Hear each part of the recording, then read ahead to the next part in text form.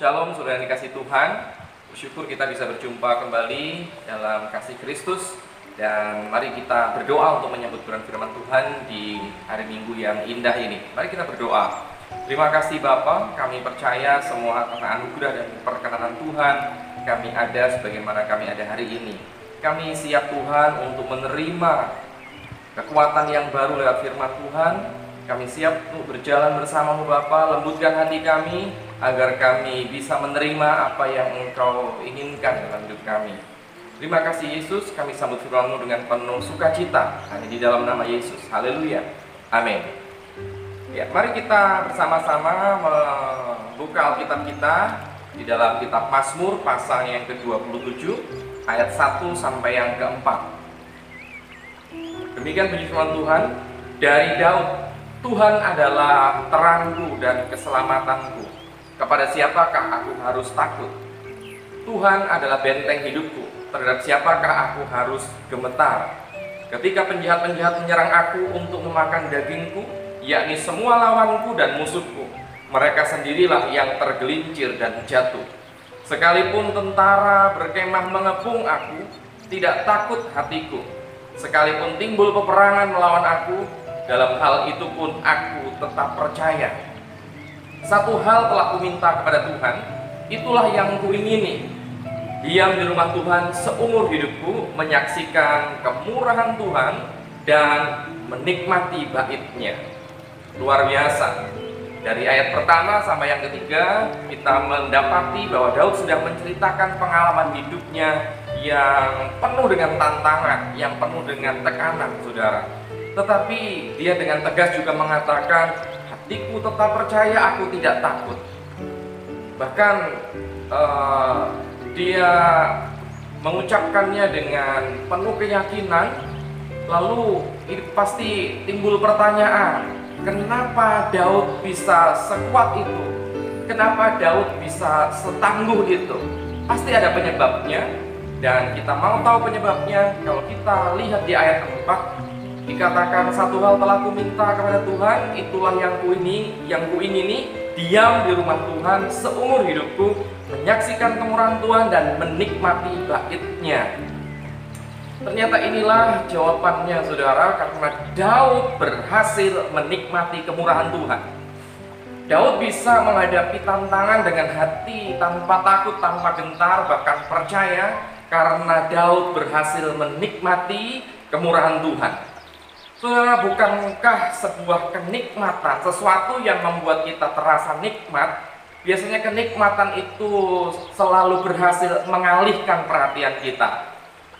Kalau misalnya saudara sedang sibuk bekerja dan saudara memutuskan untuk istirahat sejenak. Ketika kita beristirahat, kita mungkin makan minum atau mungkin sedang menyaksikan televisi sambil beristirahat, dan istirahat itu nikmat. Dan seringkali ketika sudah merasa kenikmatan, lupa pekerjaan, ya.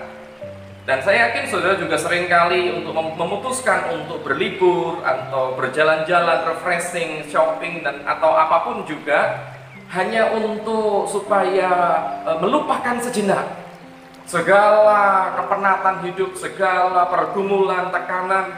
Kita memutuskan untuk berjalan-jalan, berlibur. Tetapi ternyata itu hanya sejenak saja menghilangkan dan melupakan segala tekanan. Tapi ternyata terbukti bahwa ketika kita menikmati sesuatu, kenikmatan itu mengalihkan perhatian akan sesuatu yang mungkin mengikat pikiran kita, saudara. Nah, saudara, kita harus pelajari menerima dengan menikmati itu beda. Untuk menerima tidak ada yang kita perbuat selain hanya membuka tangan. Menerima itu sangat mudah. Tetapi untuk menikmati kita perlu fokus, kita perlu meluangkan waktu. Saudara, seandainya saudara mendapatkan hadiah sebuah handphone yang canggih, handphone keluaran terbaru yang begitu canggih, ya saudara, apa yang saudara lakukan ketika hadiah itu diberikan kepada saudara? Untuk menerima tidak ada hal lain yang bisa kita lakukan selain membuka tangan. Hanya itu untuk menerima. Tetapi Apakah kita bisa menikmati handphone yang baru itu? Kecuali kita mau meluangkan waktu untuk mempelajari handphone yang baru yang mungkin belum kita kuasai. Kita harus luangkan waktu, tenaga, pikiran, kita pelajari dengan baik sampai kita bisa menguasai. Dan ketika kita menguasai, saat itulah kita baru bisa menikmati handphone yang baru saja kita terima. Demikianlah dengan hidup kita, saudara. Kita diberi segala kenikmatan, kemurahan, anugerah oleh Tuhan. Tetapi bagi orang-orang yang tidak punya waktu untuk mempelajari pemberian Tuhan, tidak punya waktu untuk merenungkan pemberian Tuhan, maka kita akan kehilangan kenikmatan dari hari-hari yang luar biasa yang Tuhan beri. Semua yang dari Tuhan itu pasti baik dan indah. Oleh sebab itu kita seharusnya menjadi orang yang sangat beruntung jika kita sudah menemukan kenikmatan yang Tuhan berikan. Tema yang saya angkat hari ini adalah menikmati kebaikan Tuhan. Menikmati kebaikan Tuhan. Daud bisa tangguh menghadapi segala tekanan yang sangat mengerikan karena dia berhasil menemukan kenikmatan hidup bersama Tuhan.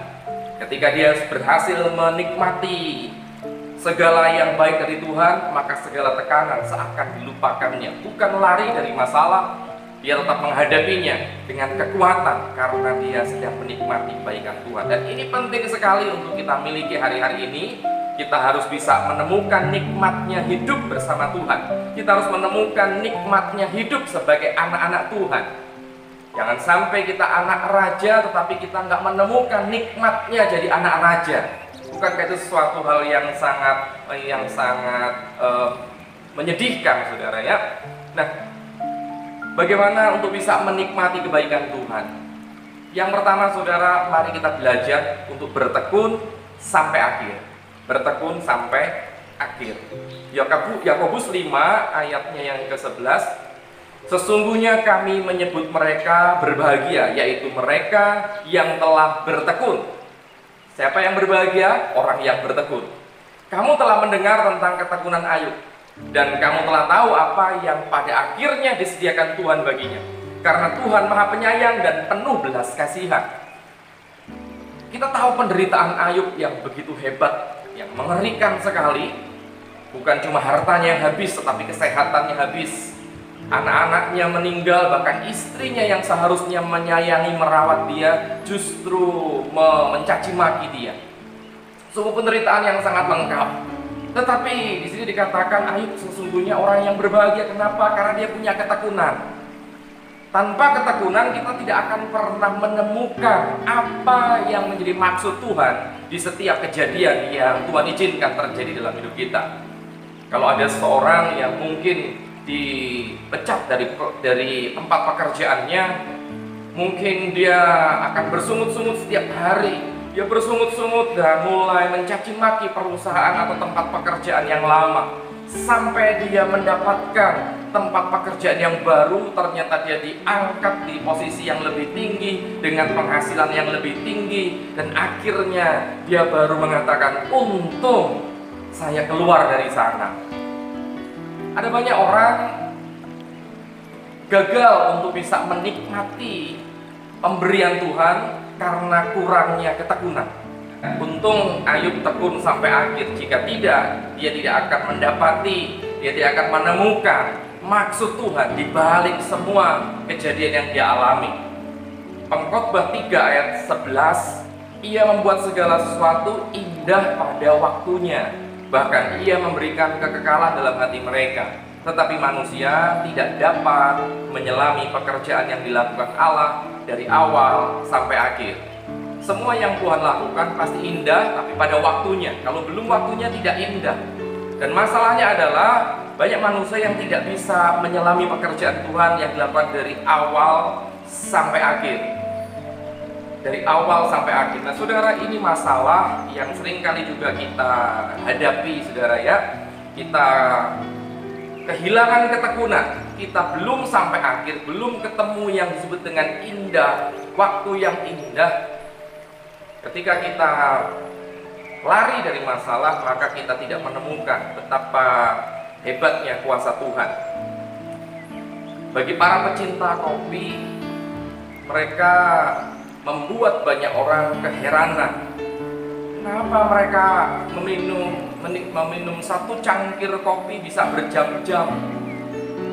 Bagi orang yang bukan penikmat kopi, mereka pikir ya langsung diteguk dan habis satu cangkir selesai.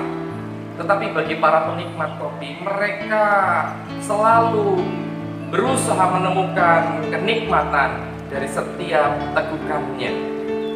Kita tidak akan pernah menikmati indahnya hidup bersama Tuhan jika kita terburu-buru lari dari proses Tuhan. Ya, saudara, itu hal pertama. Yang kedua, saudara, agar kita bisa menikmati kebaikan Tuhan, kita perlu beriman. Kita perlu beriman. Di dalam Mazmur 34, Mazmur 34 ayatnya yang ke-9, kecaplah dan lihatlah betapa baiknya Tuhan itu. Berbahagialah orang yang berlindung padanya. Kita seringkali membaca ayat ini dan ada pujiannya juga, dan mungkin sering kita nyanyikan. Kecaplah dan lihatlah betapa baiknya Tuhan itu. Sepertinya ayat ini biasa saja, tetapi kalau kita mau renungkan, kita mau dalami, saudara, ayat ini sangat luar biasa. Kita tidak mungkin, saudara, yang sering kali kita lakukan adalah kita melihat dulu, baru kita akan mengecapnya. Kita lihat dulu jenis makanan apakah yang ada di tangan kita. Ketika kita sudah mengenalinya, barulah kita masukkannya ke mulut dan kita baru mengecapnya. Itu yang umumnya kita lakukan. Tetapi Tuhan mengatakan, kecaplah dulu, baru engkau lihat. Baru engkau akan menemukan dan menyadari bahwa Tuhan itu sungguh baik. Saudara, seringkali dulu ketika anak saya masih kecil, seringkali anak saya dari belakang menutup mata saya, dan setelah itu dia berkata, buka mulutnya Pak. Dan dia memasukkan sesuatu ke mulut saya, dan dia berkata, coba tebak makanan apa ini. Sudah tentu saya langsung saja membiarkan tangan kecilnya atau membiarkan makanan itu masuk ke mulut saya, karena saya percaya, karena saya yakin dia tidak mungkin memasukkan sesuatu yang berbahaya ke mulut saya. Karena itu saya langsung memakannya tanpa harus melihat, saya langsung mengecapnya, dan saya baru menemukan, oh ternyata ini coklat, enak sekali. Untuk bisa menemukan dan menikmati kebaikan Tuhan, perlu iman. Tanpa harus melihat, Tuhan ingin kita kecap saja. Kecap saja.